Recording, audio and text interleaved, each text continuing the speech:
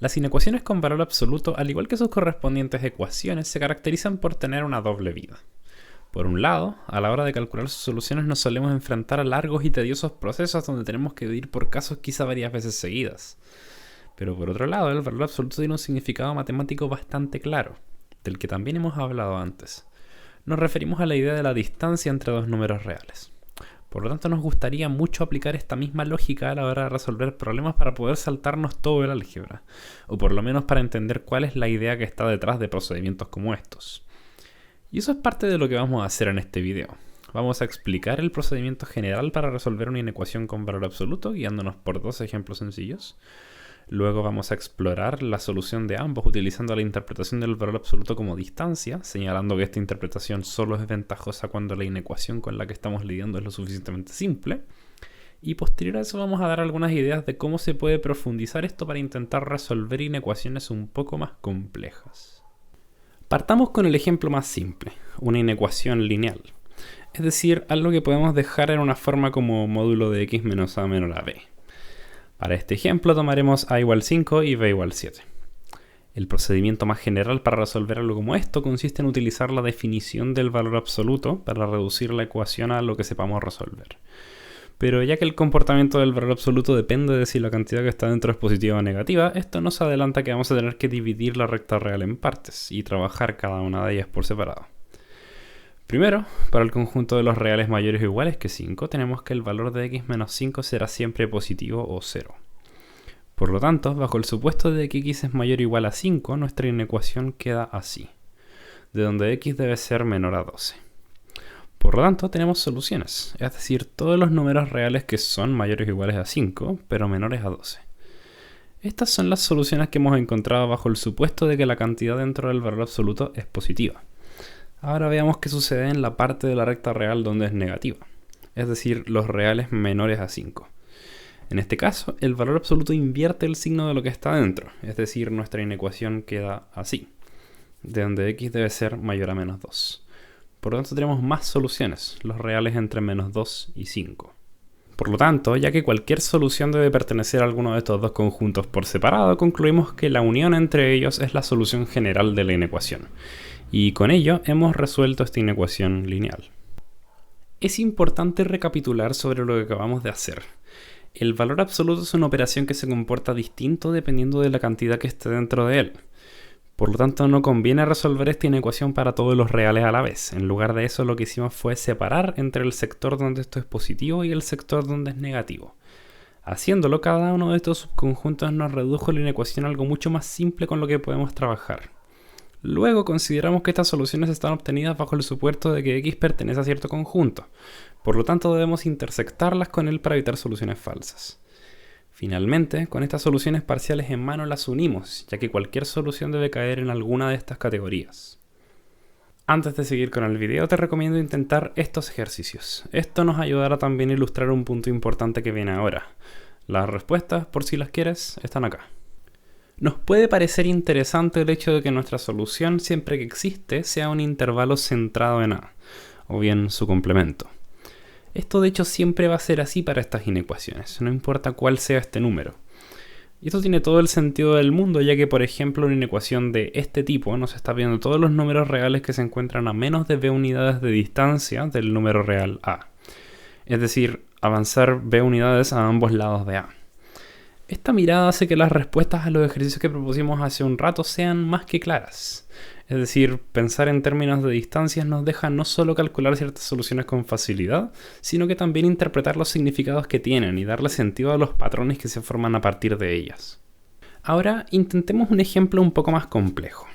Primero vamos a resolverlo dividiendo la recta real para simplificar nuestra ecuación, y luego vamos a utilizar la interpretación del valor absoluto como distancia para señalar por qué la solución que obtuvimos tiene sentido. Estas dos expresiones cambian de signo en los puntos x igual 1 y x igual menos 1. Por lo tanto, vamos a trabajar en los siguientes tres sectores por separado. Primero vamos a buscar soluciones con x menor a menos 1, luego con x entre menos 1 y 1, incluyendo ambos extremos, y finalmente con x mayor a 1. Puede que en este momento te estés preguntando por qué tomamos la arbitraria decisión de incluir el 1 y el menos 1 en el intervalo del medio, y no en alguno de los otros. La respuesta es da lo mismo. Siempre que estos números sean considerados en alguno de nuestros trozos, la solución que obtenemos será la misma. Y es interesante el por qué.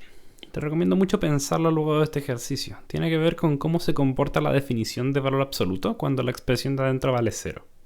Luego de separar los trozos de la recta real con los que vamos a trabajar, es hora de ver cómo se comporta esta inecuación en cada uno de ellos. Veamos cuando x es menor que menos 1. Recordemos que las dos formas posibles de cada expresión en valor absoluto dependen de si la cantidad dentro del módulo es mayor o igual o menor a 0. Dicho esto, podemos notar que en este tramo todas estas expresiones son siempre negativas. Por lo tanto, el valor absoluto tiene en ambas el efecto de invertir su signo y nuestra inecuación queda así. Por otro lado, en el tramo central, la expresión x más 1 pasa a ser positiva, sin embargo la otra sigue siendo negativa. Mantenemos por lo tanto el signo de la primera, pero invertimos el signo de la segunda, y nuestra inecuación queda así. Finalmente, con x mayor a 1 todo es positivo y simplemente quitamos los módulos sin ninguna alteración. Ahora tenemos tres conjuntos solución, uno para cada una de las formas a las que esta inecuación se reduce. En este punto es importante saber interpretar lo que estas soluciones nos entregan, porque a partir de ellas vamos a armar la solución real de nuestro problema. En el primer tramo, con x menor a menos 1, obtuvimos que la inecuación solo se cumple si x es también mayor o igual a menos 1. Cosa que, si lo pensamos bien, nunca sucede. Desde un punto de vista más matemático, la intersección entre el conjunto solución que obtuvimos y el tramo con el que estábamos trabajando es vacía. Es decir, no hay soluciones en este tramo. Por otro lado, en el tramo central, la inecuación se reduce a una verdad absoluta. 2 es efectivamente menor o igual a 2. Por lo tanto, todos los números en este intervalo son soluciones. Finalmente, en el otro tramo tenemos un caso similar al primero. Esto no se cumple para ningún número en el conjunto con el que estamos trabajando. Por lo tanto, tampoco hay soluciones acá. Es decir, la solución de esta inecuación solo se obtiene del intervalo entre menos 1 y 1, y ahí todos los valores sirven. Nuestra solución final es esta. Para ver que esto tiene sentido, quisiéramos escribir este valor absoluto como una distancia, cosa que podemos hacer así. Por lo tanto, esta inecuación nos está pidiendo aquellos números reales tales que la suma de sus distancias, al 1 y al menos 1, sea menor o igual que 2. Visto de esta forma, es claro que no hay soluciones en estos intervalos, ya que para todo número en ellos, una de sus distancias es de por sí ya mayor o igual a 2. Por lo tanto, es imposible que la suma sea menor o igual. Mientras que entre menos 1 y 1 observamos que sin importar dónde esté x, la suma de las distancias va a ser igual a la distancia entre ellos, la cual es 2. Es decir, todos los números acá cumplen con la condición y por lo tanto son soluciones. De aquí podríamos haber extraído la solución al problema sin necesidad de hacer todo este cálculo en un principio. Sin embargo, este truco para obtener soluciones a simple vista solo sirve si la inecuación no es tan compleja. Miremos esto, por ejemplo. Resultaría difícil interpretar esta expresión de aquí como una distancia entre dos números. Por lo tanto, para resolverla tendríamos que recurrir a una división de la recta real. Pero, ¿cuál sería? Para esto tenemos que pensar en qué valores de x hacen que esta expresión sea positiva o negativa. Y eso es una inecuación fraccionaria, de aquellas que ya sabemos cómo resolver. Luego, en cada uno de estos conjuntos, nuestra inecuación se comporta distinto, con lo cual obtenemos aún más inecuaciones fraccionarias por resolver. Aun si el procedimiento es largo, tenemos la garantía de que si lo seguimos paso a paso y con paciencia, podremos obtener una solución. Con esto termina nuestro capítulo sobre ecuaciones e inecuaciones. A partir del siguiente video volveremos a la parte formal de la serie.